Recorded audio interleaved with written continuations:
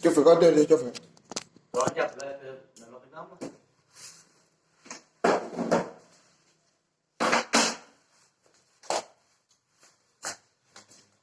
Iya, yo, mana? Yes.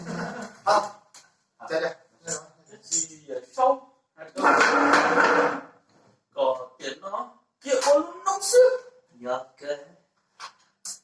Đây là mặt à. Cái này đi ra bóc rồi. Không, không phải đâu. Ê, tao nói lúc tìm gì rồi nó lộn này mà. Nó là gì? Nó là gì? Dạ. Trả lời đi đã. Thế đâu rồi. Tôi chỉ tao là phải nhá. Rồi ăn. Tôi cho cái bùa cho cái trái bùa. Gặp đất chó thì gặp đất chó. Nhông thế. Nhông thế à? Nhông chuyện có cấp bụi. Nhông có cấp bụi chỗ nào? Trời. Đây cái bò. Rồi. Nó ở cái nằm ấy cái tâm này. Nó theo cái đó cái này. Rồi chạy đi sinh được khi tôi nhắm.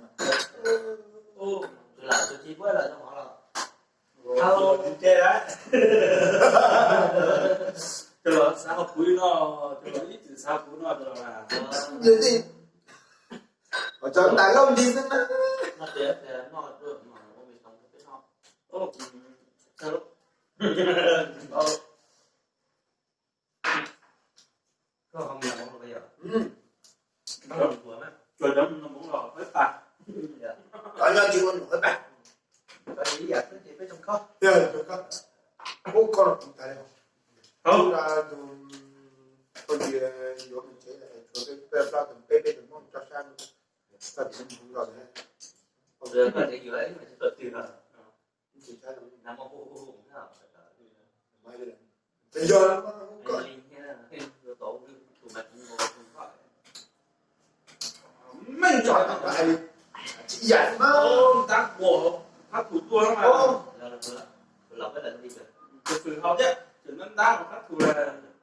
Như chúng ta hãy cho nên là hãy cái Ê. ơi.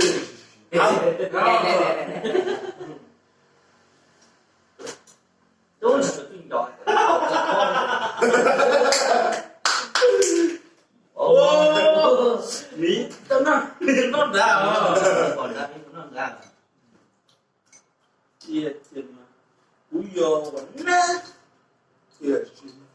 Để sao thay tiền cỏ cúi nó vừa nó sức nó hạt từ từ kia này cái cháu thì cũng nhà nó Từ kia của trong người ta ăn một thông từ số đấy mua được ôi Có thể xem mà. từ xem Rồi tôi cần một tên vật, tôi rất nó to gì. phải là xem chứ mà nó làm gì thế này lão đã ăn cơ Cơm đi. rồi Ăn cơm đi. chim con đâu ạ dạ Thế đó. đấy con ra thì rất gì vậy Mà. chim cơm ngoài kia rồi ở đây ăn trực thề phử ngủ đấy đây là ăn trực rượu ấy tia mà cũng nhà mình nhuận nón á thì qua là những cái thế những con nào ơi rồi chỉ này Và học thể ít từ cái cơ thể trật luôn. dù lời không mình một cái đó nhưng mà xây chỉ cho nó bắt thâu đúng không mới chay à mới chay Nhà mua của trần lịch thì mình áo của tí cho chúng ta mà tôi sẽ mắng này từ nên được kẻ này cái cục kẻ thỏ tôi làm kỳ nhất là cần cho chỗ bự lên bên trên họ trần lịch là vừa lấy cứ lấy được cục kẻ nhưng cái cục kia còn kia đấy cả cua à đây này có tim mà đấy thì tí mà tí đó chắc cũng giờ chỉ lúc đua nó chỉ lúc kiểu kia miếng thì nó là sao thì in tàu ấy vậy phảiตัวใกล้ต้องไปต้องก็ giờ nó kẻ đúng không còn chuyện ra một con cứu gì cho một con tư thì mà nó học rồi mà nó học một con sang của tôi rồi gì vậy đó Coi là thuốc à? Là cái số là gì? Nó có tới là nó tôi khai cái nào cũng tới này, công ty ít chuột này, cành suy mất đâu còn tàn, ơi giờ còn Nó gì à? lúc có chắc tới đi, không tránh cái đỉnh rồi.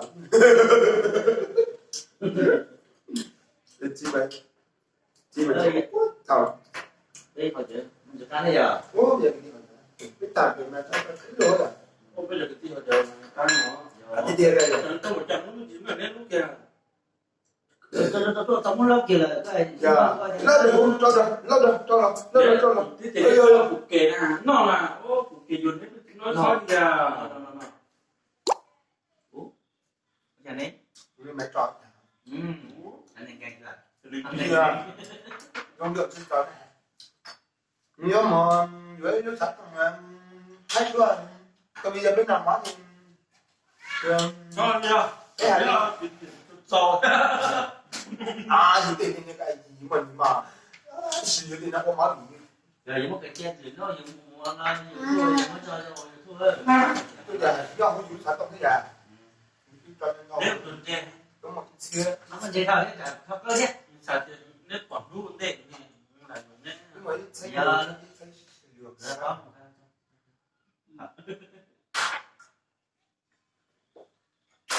Ê, thì mời đây tốt thêm. Đây là nó khăn. Chỉ có những tôi bây giờ chỉ mua này, bây giờ mà hãng cái chèo. Nắm tôi mong được thì. Bây giờ cái tiền tôi chẳng bao giờ có tiền mà tôi giờ đầu sư.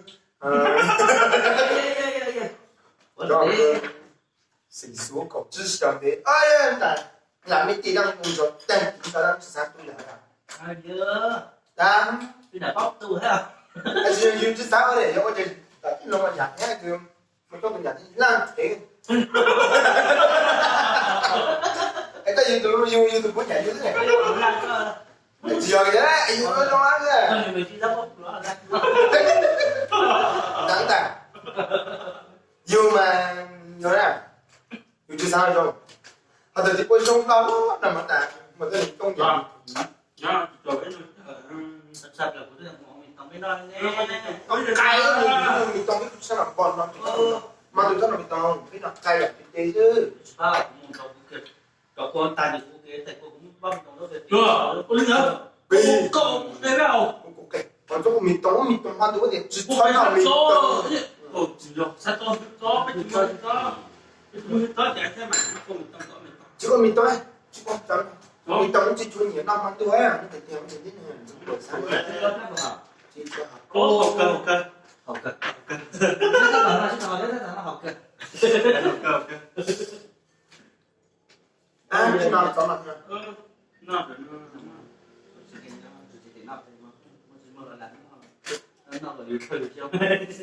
bây giờ bây nhiêu gì có mà là mà có hay thế mà nó xài cờ với luôn mà bây giờ muốn xia chẳng đúng là hai tới bây giờ luôn đấy mình sao cũng đã ha mình nổ Cái cái nó chưa xin là đâu nên mà chỉ nên hai nên trở luôn mà lọt cho bây giờ luôn mà nên trở luôn mà họ là bây giờ luôn mà nên lọt cho nên thả bây giờ luôn nên thả to may hành gì này tự này lo tại vì bây giờ nó muốn số là muốn mặc đâu đấy đang á nghĩ tên mà muốn đi tầm mà ôi tôi hàng mà gì mà không thì mà chịu chúa mà là cái bơi lò gì tăng mà là mình đi cao đấy à tại cũng tôi hỏi tại tôi giống trang ăn gì đấy mới được chủ nha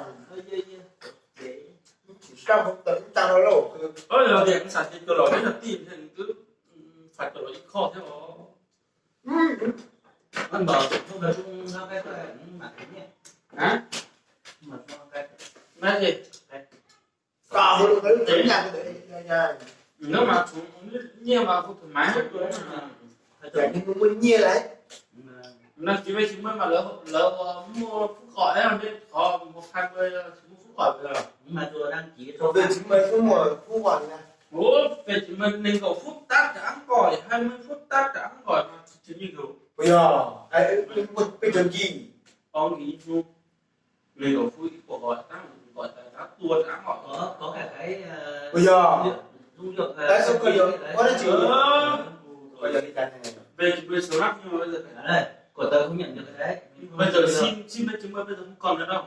đấy. Cái này là của chủng điệu chủng con ấy, cái xin này của chủng con ấy mà anh em mình chơi kia mình đi tìm mua mà không có nữa, em mình không có nữa do thì về lúc muốn cho anh mình không có nữa nên là em mình không có nữa nên chủng con đấy tới mua mà không có nữa thì chúng con bảo là thôi chúng con mới mua được cái sim là để số xe của chúng con không dùng cái kia cái này á thì cho tớ xong là tớ với chúng con mới đi đổi lại kiểu như tớ lấy cái sim của tớ đi mua cái mới cho chúng con xong là chúng con cho cái